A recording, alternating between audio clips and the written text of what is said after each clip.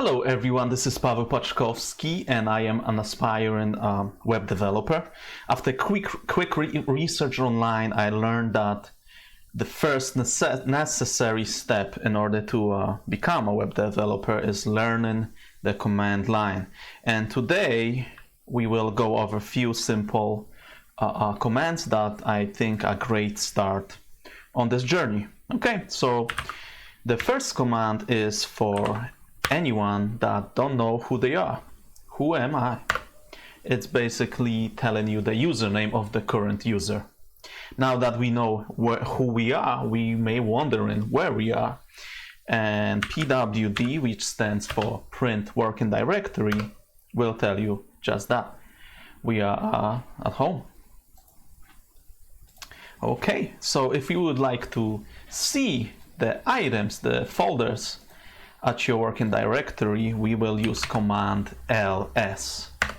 And as you can see, all the folders that are in this current directory are printed here. Let's say we want to go into music. We will use cd command followed by the file folder name. And as you can see, we are in music, and you can pwd once again to see that now you are in fact in music. Now if we ls again in music, we see that nothing happens, and that's simply because there is nothing in music. Folder is empty, therefore nothing printed out. Okay, so let's get out of here. Kind of boring in music, hard to believe. And we will use cd space double period in order to go back, and we are back at home. Okay, let's make our own directory, and the command for that is mkdir and name of the directory or folder.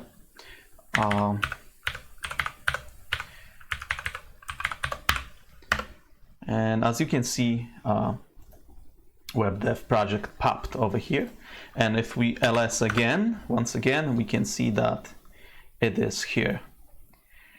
Let's enter it. So cd and directory name, and we are here. And once again, if we ls here, nothing happens because it's empty. Cool. Let's create some files. And command to create files is touch followed by the file name. Okay, and as you can see, index HTML popped. Let's do one more. Styles, CSS, and there we go. Now, obviously, those files are empty, but there is a command that you can use to create files with something in them already, like a quick message, for instance. So if you use command echo followed by that quick message, web dev project,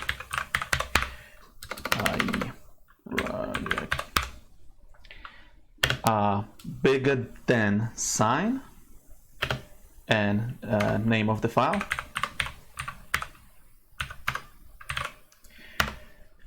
We created this file, and if we open it, you can see that the message we placed after the command is inside this file. All right, and let's remove some stuff. And the command for removing is rm and name of the file, pal. We can also remove multiple files at the same time. Gone. Okay, now let's cd back out of this directory, and let's try to remove web dev project. Cannot remove. It is a directory. So here we're gonna use the option for the first time. So if we're gonna type in rm space dash r and then the name of the directory, we will remove that directory. Now let's talk about man command. Man followed by command will tell us everything we need to know about that command. So rm remove files or directories, and if we scroll down here, you can see r remove directories and their contents recursively. So anytime you wonder what option do commands have or what the commands are named, you gonna use man command followed by the command you are looking for. And in order to exit this page, you simply hit Q. Okay, we are back. Quick tip here. Let's say we would like to cd let's cd into documents. We will cd and we will type docu, and now you don't have to finish typing. If you hit tab, it will do it for you. So that's a quick way to move around.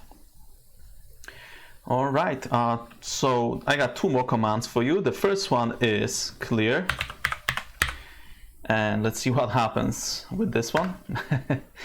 And this one is pretty self-explanatory, as is the next one.